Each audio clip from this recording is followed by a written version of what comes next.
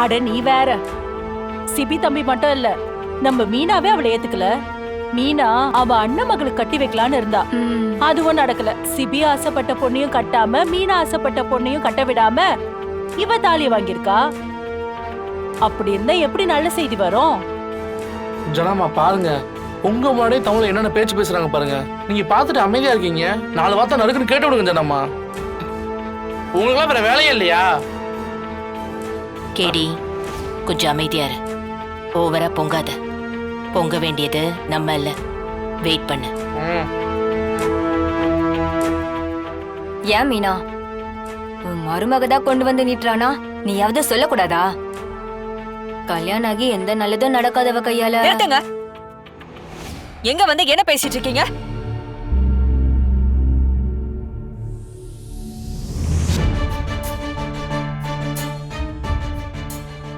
ஏன் பவுனு, மனசாட்சி தொட்டு சொல்லு. நீ ரொம்ப நல்ல விதமா வாழ்ந்துட்டு இருக்கியா? எங்க உன் மருமக? சொல்லு, எங்க உன் மருமக? உன் பையன் வீட்டுல ஒத்தியா தானே இருக்கான். மருமகளை வீட்டை விட்டு துரத்தி விட்டுட்டு தனியா ராஜ்யம் பண்ணிட்டு இருக்க. நீ என்ன பத்தி பேசிட்டு இருக்கியா?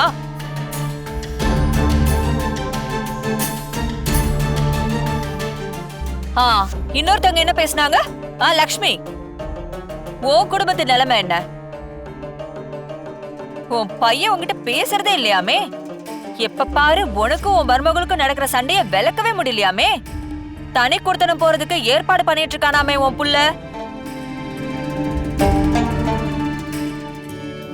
அடுத்த வம்சம் உங்க மூலமா தான் தழைக்க போகுது.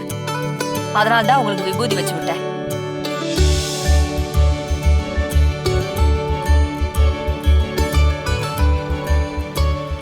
இதே மாதிரி ஒரு பேரனோ பேத்தியோ இந்த குடும்பத்துக்கு வாரிசா வரணும். அது உங்க கையில தான் இருக்கு. இதுவும் அத்தையோட வழக்கம்தான்ப்பா.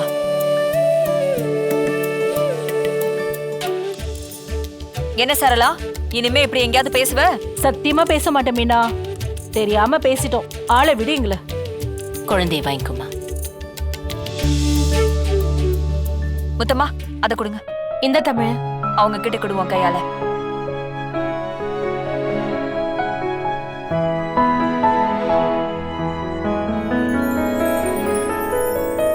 சரி, நாங்க வரோம். போயிட்டு வாங்க. வரோம்.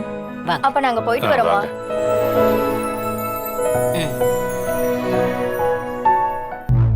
ஏங்க பாத்தீங்களா, மருமகளுக்கு ஒண்ணுனா எப்படி வரைஞ்சு கட்டிக்கிட்டு நிக்கிறான்னு? ஏங்க மொத்தமா மாறிட்டாங்க உங்க தங்கச்சி. ச்சே.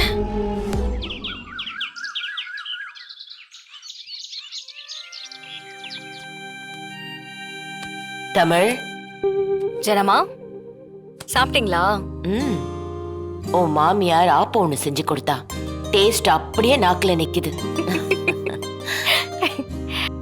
என்ன தமிழ், எல்லா விஷயத்திலயும் உன் மாமியாருக்கு விட்டு கொடுக்கற போல இருக்கு. சாச்சா, அப்படியெல்லாம் ஒண்ணும் இல்லையே. அவங்க எடுத்து கொடுத்த புடவை ஏதாச்சும் உங்களுக்கு பிடிக்காம இருந்திருக்கா? இல்லையே.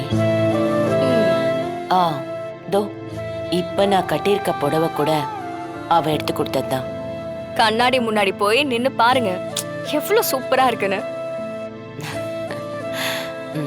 ஆமா. இதுக்காக என்னைக்காச்சும் நீங்க பாராட்டி இருக்கீங்களா? இல்ல. உங்களுக்கு எது சரியா இருக்குன்னு அத்தைக்கு தெரியுதுன்னா அப்போ அவங்க எல்லாரையும் புரிஞ்சு வச்சிருக்காங்கன்னு தானே அர்த்தம். எப்பவுமே நம்ம குடும்பத்துக்கு என்ன தேவை, யாருக்கு என்ன பிடிக்கும்னு தெரிஞ்சு செய்யறவங்க தான் என் அத்தை. என்ன அதுக்கான ரெகக்னிஷன் தான் கிடைக்கல. யாரும் அதுக்காக தேங்க்ஸும் சொன்னது கிடையாது. இப்போ அதுக்கான டைம் வந்திருக்கு, அவ்வளவுதான்.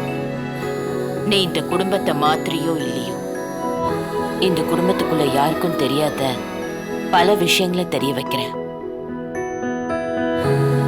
இப்ப நினைச்சு பார்த்தா எனக்கே கஷ்டமா இருக்கு.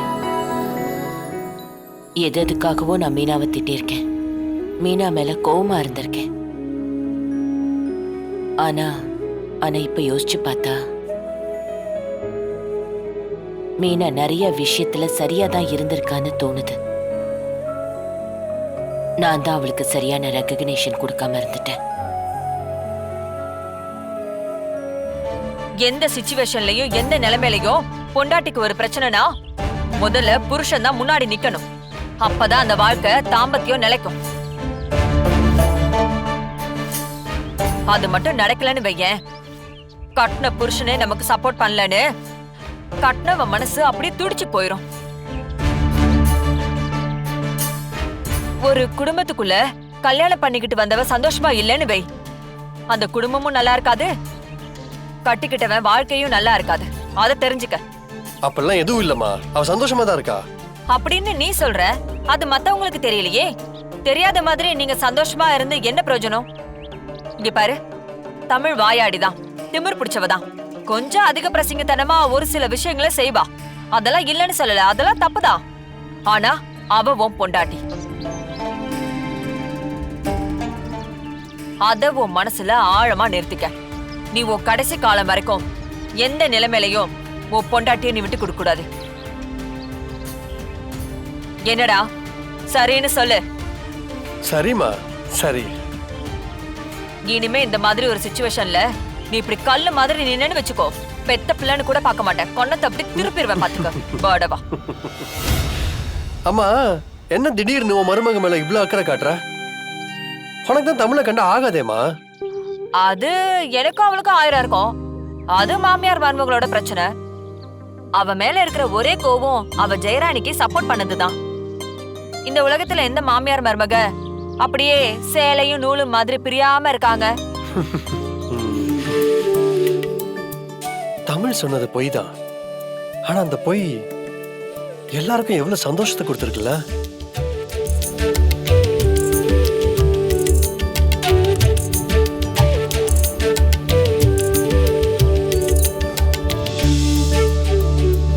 வடையும் சரி லட்டும் சரி, ரெண்டுமே பிரமாதமா இருக்கு.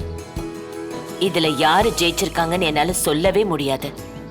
எல்லாருமே அசத்திட்டீங்க. ஹே!